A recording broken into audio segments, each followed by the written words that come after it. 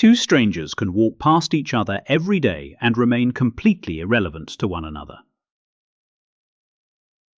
Welcome to another video based on the book What People Get Wrong About Economics, a guide to the core concepts by Library of Ideas. Today I tell you about exchange. Imagine standing in a small café. You hold a few coins in your hand. Across the counter stands someone you have never met. You do not know their story. They do not know yours. Yet in a few seconds, something will pass between you. You give money, you receive coffee. It looks simple, almost trivial. But in that small act, two separate worlds intersect. Your time and effort, saved in the form of money, meet their time and effort, stored in the form of a drink. No friendship is required, no shared history, no trust beyond the rules that protect both sides. Exchange is the first moment where isolated decisions become connected. And once that connection appears, economic life stops being solitary. It becomes relational. In a small town near Coimbra, the morning begins with the smell of wood smoke and warm bread. Inês wakes before sunrise. She kneads the dough in her kitchen, flour all over the wooden table. By the time the church bells ring 8, several round loaves are cooling by the window. She counts them. There's more than her family needs. She puts 2 fresh loaves in a basket and walks next door. Tiago is already outside, scattering feed for his chickens. When he sees her at the gate, he smiles without asking why she's come. He already understands. She lifts the cloth so he can see the crust, still golden and warm. He nods and disappears into the shed. A moment later, he comes back with a small box of eggs packed in straw. No scales, no notebook, no discussion about how many hours went into baking or how much grain the hens ate. They swap the basket and the box. Até amanhã, he says. Até amanhã, she replies. It looks like a simple favor between neighbors. Bread for eggs, a smile for a smile. No calculation, no talk of fairness. Yet something important has happened. 2 separate households, each with their own routines and needs, have crossed paths for a moment, and both walk away carrying something they didn't have before. From the outside, it looks uncomplicated. They help each other, that's all. One has bread, the other has eggs. They swap. It feels natural, almost automatic. No contracts, no paperwork, just a straight exchange. You could call it barter and move on. In that first take, nothing deep is going on. One thing replaces another. Bread leaves one house, eggs enter it. Eggs leave the other, bread takes their place. Balance restored. But something more subtle is happening. Inês doesn't give away bread because she doesn't like it. She gives it because at that moment she prefers eggs over having extra loaves. Tiago doesn't hand over eggs because they're no use to him. He does it because he values fresh bread more than a few extra eggs in his shed. Both give up something they own. Both get something they consider better. What changes hands isn't just food. It's a decision about what matters more right now. Each person rearranges their priorities through the other. It's not just goods passing across a fence. It's a quiet meeting of choices. The focus shifts. The scene between Inês and Tiago isn't just about kindness or routine. Something more precise is going on. The exchange happens because both believe they'll be better off afterwards. That's the quiet condition underneath it all. And here the word appears. Exchange. Exchange isn't a tug of war where one side has to lose for the other to win. It's not a fixed pie being split unevenly. If Inez thought she'd be worse off by giving away bread, she'd stay inside. If Tiago thought the eggs were worth more to him than the bread, he'd simply say no. The fact that the trade happens tells us something important. Both expect to come out ahead. Both see the outcome as better than holding on to what they had. This challenges a common assumption. We often think that if someone gains, someone else must have been outdone or pushed into it. But here, nothing is taken. Each side agrees freely. Each expects a small rise in satisfaction. The gain doesn't come from the other person's loss. It comes from difference. From the fact that two people value the same things differently at the same moment. And that difference creates room for both to move forward. For this simple act to happen, a few quiet conditions must already be in place. First, each person has to control what they're offering. The bread belongs to Inez, the eggs belong to Tiago. Without that clear sense of "this is mine to give," nothing moves. Second, they have to want different things. If both preferred bread to eggs, the loaves would stay on the table. If both thought eggs were more precious, the box would stay in the shed. It's precisely because their priorities don't match that exchange becomes possible. Third, they have to agree freely. No pressure, no force, no hidden threat. The moment one side is forced, something completely different is going on. If Inez and Tiago valued their goods in exactly the same way, there'd be no reason to trade. Exchange exists because each sees more benefit in what the other has. This difference in subjective value opens up a small space for cooperation. Exchange reduces the gap between what people have and what they want. It lets goods move towards those who find them more useful. It quietly increases the satisfaction you can get from the same physical resources.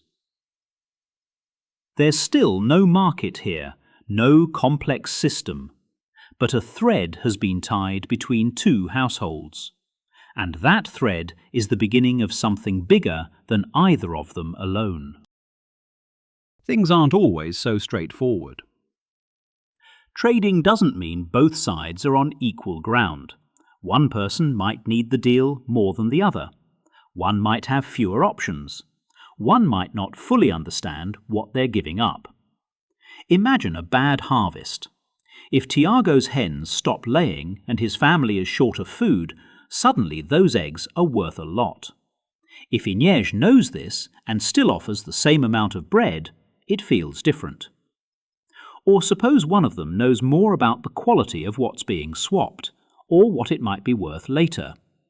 The agreement might still be voluntary, but the two aren't starting from the same place. The question gets uncomfortable. If both say yes, but one says yes under pressure, is the outcome still clearly good for both? Being free to accept doesn't mean things are equal. The chance to say no doesn't cancel out differences in power, knowledge, or what other options you have. This tension grows as the scale gets bigger. When exchanges turn into markets, when competition sets prices, when wealth piles up unevenly, the same question keeps coming back. Are both sides actually better off, or is one always in a stronger position? Exchange can bring people together and make everyone better off. It can connect strangers and raise how well off people are overall. But it can also make existing gaps wider. The same thing that makes cooperation possible can, in some situations, lock in unfairness. And that's a tension you can't just brush aside. When you step back, something important becomes clear. Until now, most economic questions have been about a person and the world around them. How much can I grow, build, or produce on my own? How do I deal with the limits that nature sets? Exchange changes the direction. Now the key relationship isn't between a person and the soil, the oven, or the chickens. It's between one person and another. Economics becomes social. Once exchange appears, specializing becomes possible. Inej can focus more on baking because she knows she can get eggs without keeping hens herself. Tiago can look after his chickens without learning to bake. Each does less of everything and more of one thing. This creates reliance, but also cooperation. Over time, these links stretch beyond neighbours. They reach strangers. People who never meet still depend on each other through countless exchanges. Without exchange, productivity is limited to what each household can manage alone. With exchange, having a surplus starts to matter. Work can be divided, skills can deepen. What gets made can grow beyond what's needed right now. This helps explain why societies grow faster than individuals on their own. But it doesn't yet show how thousands or millions of such connections are organized. That bigger structure hasn't appeared yet. It's waiting in the next step. Inej walks back along the narrow street, the basket lighter in one hand, heavier in the other. The eggs sit carefully against each other as she opens her door. In the kitchen, she puts them on the table and starts thinking about tomorrow's breakfast. Next door, Tiago slices into the warm loaf. The crust cracks under the knife. He puts the bread in the middle of the table and the smell fills the room.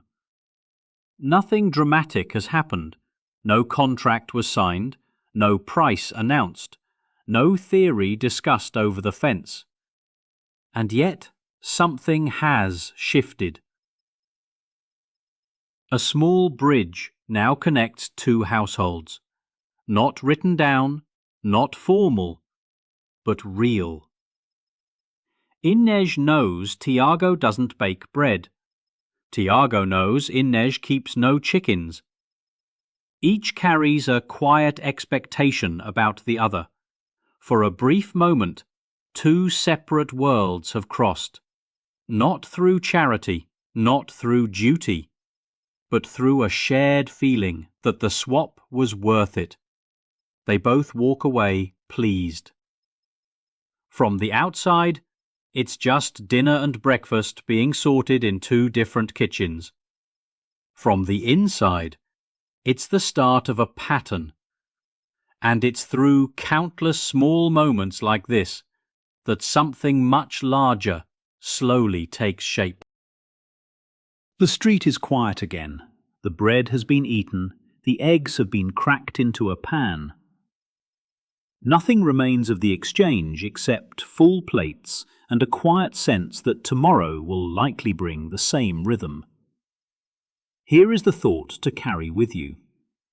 Exchange is the moment when two separate plans briefly align. Not because anyone forces them to, not because they share a grand vision, but because each sees advantage in the other's choice. From that small alignment, cooperation grows. But what happens when the neighbours are no longer neighbours? When the person you trade with is someone you have never met, never seen, and may never see again? How do thousands, then millions of such exchanges avoid chaos? How do they form a pattern instead of noise? In the next film, we move beyond the fence between two houses. We enter a larger space, the market. Order among strangers. Most people don't get economics wrong because they're careless. They get it wrong because they only see fragments. A model here, a headline there, an opinion that sounds convincing but has no roots. This series tries to correct those mistakes. But correction is only half of the work. If you want to understand where these ideas come from, how they were shaped, challenged, and transformed over time, you need the longer story. That's what the History of Economics in 25 Scenes is. Not a collection of theories, but a map of how people have tried to understand wealth, power, and markets across centuries. In the videos, we challenge what people get wrong. In the book, you see why those mistakes happen in the first place. If you want to go deeper, you'll find it on Amazon as an ebook or in print. Because without the full story, even the right answers can feel incomplete. You'll find the full book on Amazon. Link in the description.